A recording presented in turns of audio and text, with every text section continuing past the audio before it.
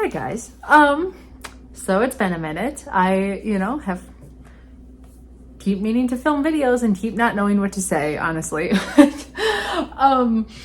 Let's just recap.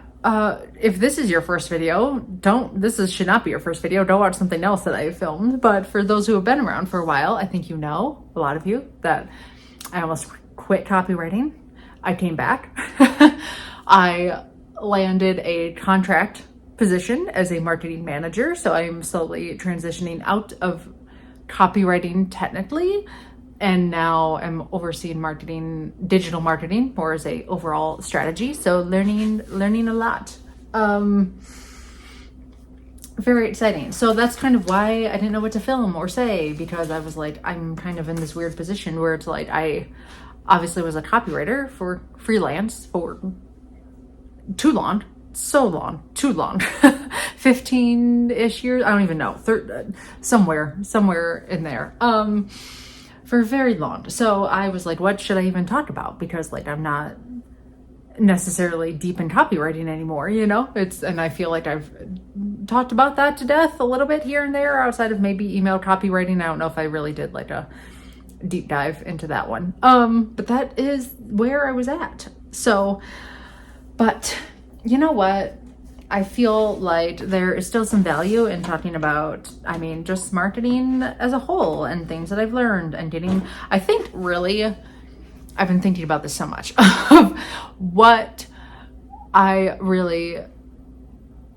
earth I could keep talking about. And I think there's a little bit of still having that like nitty gritty vibe to me and helping people who are freelance get clients, right? Like it doesn't necessarily have to be copywriters.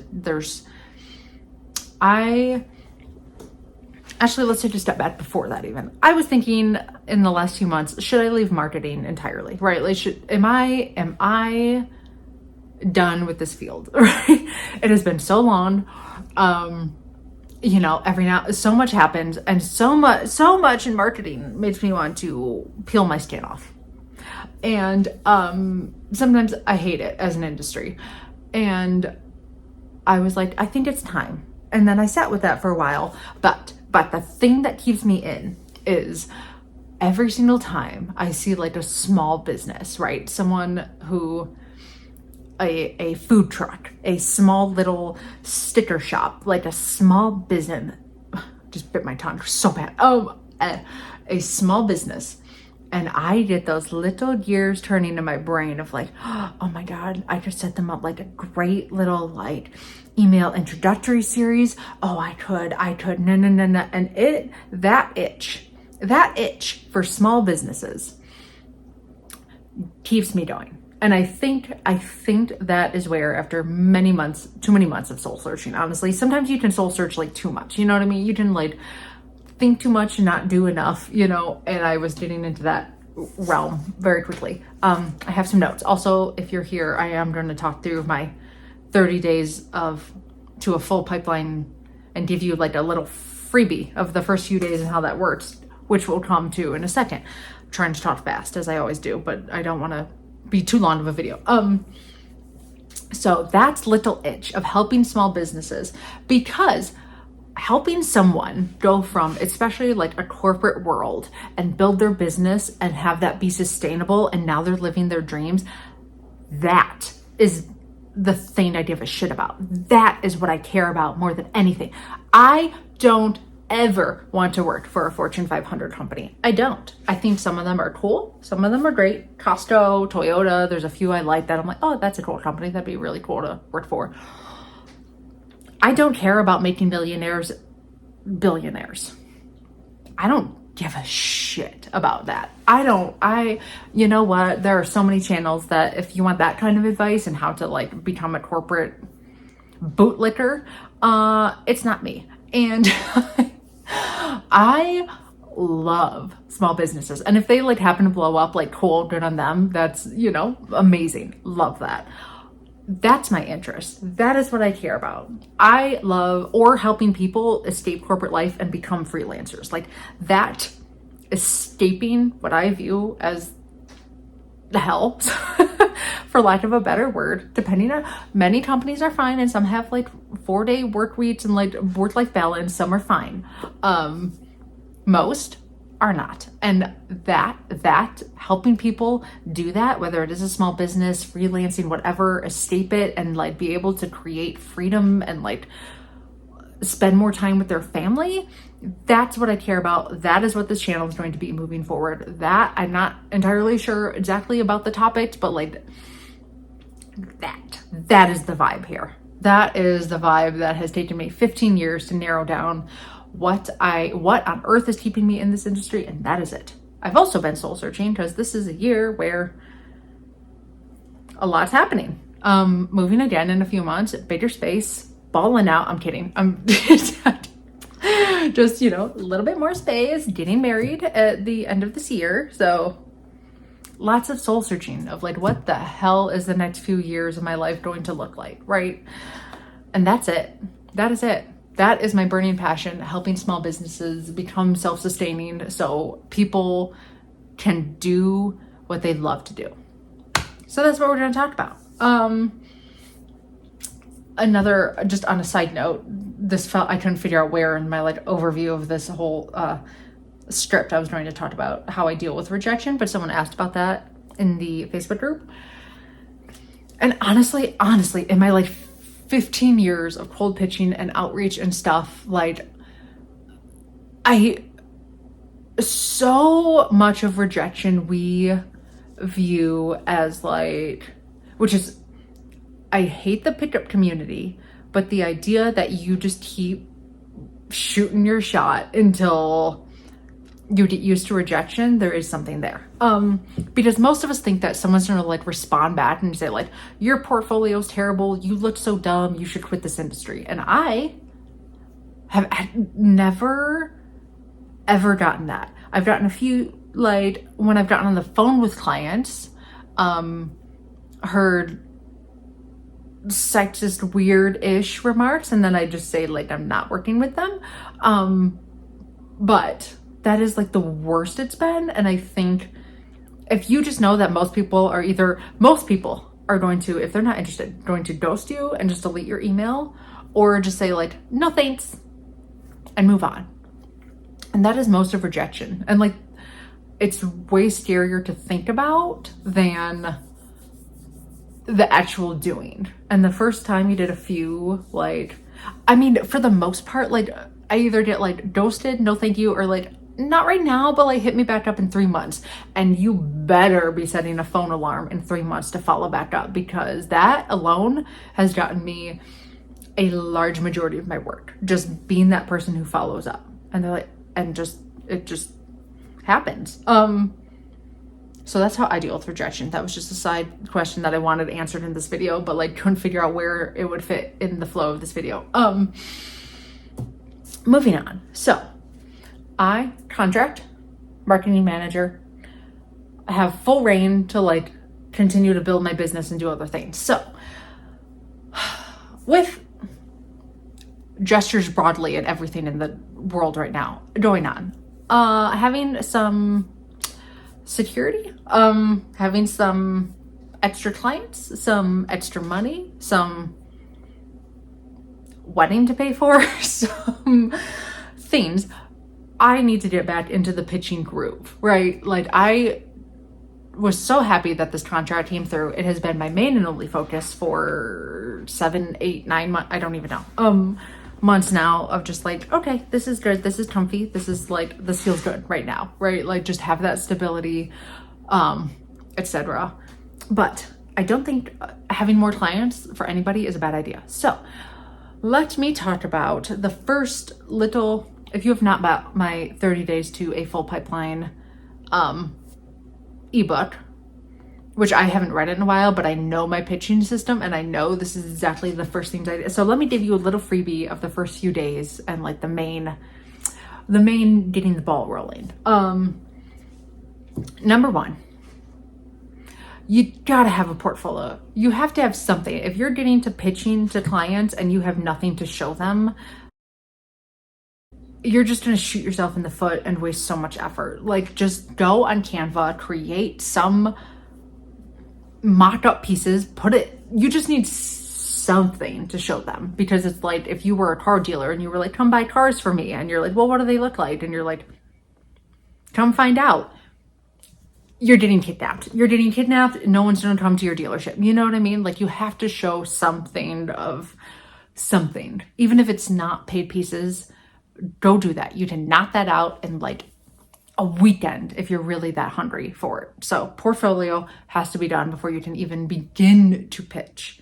So, and the reason is, I don't think a lot of people understand this, is that if you're pitching people, you have no portfolio, and you're like, hey, like, I'm willing to do this for you, I'm learning.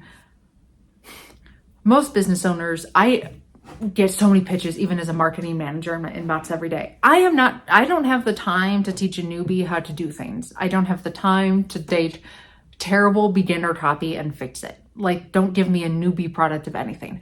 And most business owners feel that way. So then therefore, being like, oh, I'm new, but I'll do it for free, is like, it's not a good offering. You know what I mean? Being like, I'm new, but here's my effort. And they're like, okay, I can work with that. Like, you know what I mean? Anyway, so you get your portfolio, and then you sit down and you think about the 3 industries this is just what I do. There's a million ways to pitch clients, but this is what I always do. And this is what I've done for 15 years now, and it's worked. So I picked 3 industries. Number 1, an industry I feel like I know, maybe not like expert, but I damn well know it. You know, like, I know it really well. I can talk about it and can talk to people in that industry, and we speak the same kind of language. Now, if you're like 20, you don't have that yet. You just don't have that yet. Even you're like, oh, I've watched 100 YouTube videos on fitness. It's like, that doesn't mean you can't pitch clients in that industry, but try and find something where you feel like you know it better than 90% of the population, right? And then I suggest that people pitch a second industry, and the industry will make sense in a second. I'm really rusty with filming videos, guys, but why you're picking these first will make sense. Just hang on. So one that you feel like you're an expert in. If you were like a doctor before you quit, and now you're doing freelance marketing, copywriting, whatever, email marketing, that damn well counts. You know, if you have a degree in something, you have some expertise, certifications, etc. And if you don't have this yet, that's fine. We'll move on to the other one. The next one is the one that is your hobby that you care about so much. For example, my expertise could be like anything under the realm of marketing. So I could like work for agencies really fast, email marketing companies, like, my passion is fitness. I read fitness books for fun. I have been lifting since I was a personal trainer in college. So I feel like I know enough where I'm not an expert. I could not talk at like a doctor level. But a casual hobbyist, I feel like I could sell products to them because I understand why they're casual hobbyists, which is honestly most of the fitness industry. Like, most people aren't going to get their PhD in fitness. They want to get abs for summer so they look hot. And then a third one, I, at least in my pipeline book and do for myself, recommend that it's an industry that you're like, that's interesting. That's an interesting industry. And maybe you don't know it that much yet, and it's not something you're necessarily like the most passionate about, but it's one you want to try, right? Because that is how I have found industries that I didn't think I would like working for, or ones that I quickly figured out I did not like writing for. And as soon as I wrote for them, I was like, oh, I don't like the people in this industry, or like, this is not what I want. So you go with 3 industries. And the reason you pick industries is because when you're sitting down to find clients, which is the hardest part, you will have a way to narrow them down. Example, let's say you're like me, you're going for fitness as your second one, a little passion hobby. I can open up Google Maps, gym. I'm going to get 100 in my local area. You put those into a database. You get the list. This is what the pipeline program is. You go through the industries. Wow, there's a lot of wind. Sorry if you can hear that. It feels like my walls are not cave in. You get your list. You get a lot more in your expert industry, let's say 100, your little hobby industry, let's say 50 companies, and then you're like, maybe question mark, interest industry, like 20, right? You gotta gather the list. You gotta have people to like pitch to, and you could like go out there, find a potential client, pitch them in that moment, and then log that. That's fair too. However you want to work. Sometimes I just do better doing things in shift of like gathering them all first into a database. And yes, sometimes you won't have their like personal email address, which is fine. Just get started. Get a website, get anything. Most people you can find on LinkedIn. Most people you can find on Twitter, X. Most people you can find on Instagram. You know, like people are not that hard to find. It's the sitting down to do this grind period that most people just want to skip, and they just want clients to come to them, or they pitch to jobs on LinkedIn and you're one of 800. The best part about pitching directly is that you're one of like 20. You know what I mean? And it's not even like people necessarily pitching what you do. Just let me walk you through. This video is getting long and fuck it. Business owners, just I've worked with hundreds, if not thousands now, overwhelmed, very busy people. They're trying to just put out fires and build their company and like try to find experts. A lot of them like know they need something like email and marketing and like blogs and like, but it's a less priority than like other things usually. So if they put up a job for, I'm looking for a copywriter, they're gonna get like 1,000 resumes in their inbox. Most don't even get to that stage where they're hiring people. Most of them just have this little running thought of like, oh, I should start sending an email. Man, I hear email marketing is important. No. This little background log. So you come in with a tailored pitch. Make it tailored. I swear, if I hear any of you bind a list and doing like cold automated emails, I am going to block you from my channel. I hate cold emails that are bad. And I get, between being a marketing manager, owning multiple websites, having this YouTube channel, at least 100 a day, at least 100 cold pitches a day. None of them are tailored. None of them are specified in any way. At most, they're like, oh, as a marketing expert in the Denver area. And I'm like, wow, brilliant. So custom. And then they pitch me something that has nothing to do with anything I do. If you put in 5% of effort, and I'll walk you through this. We're gonna deep dive. We're gonna workshop this right now, guys. I'm telling you everything on how to do this. Okay. That was so many side tangents. And you know what? I don't feel bad about it, because so much of this needs to be brought home into the point, because I have so many years of experience that you guys deserve to know all of this knowledge that I just can like empty and share. But that is why pitching is the secret. Hunting on godforsaken Indeed and LinkedIn. In this economy, we are teetering on a recession. Everything is going wrong in this country right now.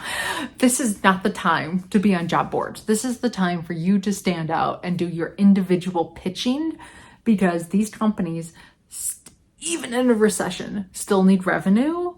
And you, especially if you're doing copywriting, email, etc., we make them money. We're not doing like little, if you're like an interior business painter, like that is a less priority than getting business and money. So everyone's like, oh, marketing's gonna get cut first, and they do at major companies. Small businesses, however, need marketing so bad when times are hard, and you have to be good. So, and pick your industries. 3, sit down, pause this video right now. Not hard. Shoot in the dark too. Like, that's the thing. Somebody, like, if you're frozen on like, oh my God, what industries? Here you go. Airbnb companies,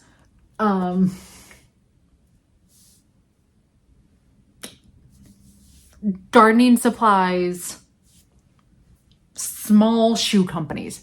Go. I'm not kidding. Like, most industries make money. Most industries need marketing, period. You can you're not often going to pick the wrong ones. And until you pick any, you're just going to be stuck there like, oh, I better pick the one that these like YouTube gurus tell me Bitcoin is huge right now. And it's like, just gyms in LA. I don't know. Go. Pull up Google Maps right now. Pull up Yelp. Pull up Instagram. Search by location. You can get businesses before the end of today. You could get 50 that you're like, that's interesting, into a sheet. Right? So you have your list. You're going to pick your industries, make your list. 100. Let's say 100 to get you out of the overthinking. 100 industries by the end of the day that are just interesting. Don't have to go crazy with personal email and stuff like no.com. Cool site. I think this is interesting to me. 100. Okay. So here's what you're going to do. If one is really, really, really, really interesting to you, like I have a list of like 100 companies that are like, if one of them was like, here's a contract for full-time employment, I would set my business on fire and don't work for them, right? Like we're talking, and it's not necessarily that they're huge. I just use their products all the time, follow them on social media, very, very passionate about their company. They go into a very different bracket, and I will tell you how to pitch to them in a minute. Everyone else that you're like, that's interesting. That's a cool gym. That's a cool little gym. I like what they do. Here's how you stand out above every other pitch and get often emails back. Not by buying a cold outreach list, not by sending a general like, I'm a copywriter, tee-hee, I can make you money, hee-hee, copy and paste to 500 people. I should really just pull up like an example, but like I'm not, like, okay, there's a local gym in my area, let's say, right? Actually, you know what? Let me think of a store. There's a little Mexican restaurant, even though restaurants are kind of hard to work for because they usually are running on minorly thin margins. So like marketing is not always the highest priority, but regardless, little Mexican restaurant up the street. Love them, obsessed with them, can't get enough, right? Look at their website. Oh, they don't even have a way to capture emails at all. I write that down. Or if I looked at their about page and it doesn't include some like about the company, it doesn't have hours of operation, like it doesn't. Click on their Instagram. What's going on their Instagram? If I care, I will also sign up for the email list and see what comes into my inbox. But that's usually more for like those dream clients. So the other ones, I do a quick little audit of their current marketing. So in this email, I will say, hi, huge fan, obsessed with your shrimp enchiladas, can't get enough of them. I couldn't help but look at your website and notice that you don't even have an email list right now or a way to capture emails or, no. If it's a gym, it's like, okay, you don't like, have you ever thought about, giving clients like a 3-day email crash course into your best information? Look at the website, look at their social media, get some idea of what they're doing and how you could help them. Just being like, I'm a copywriter and I do emails.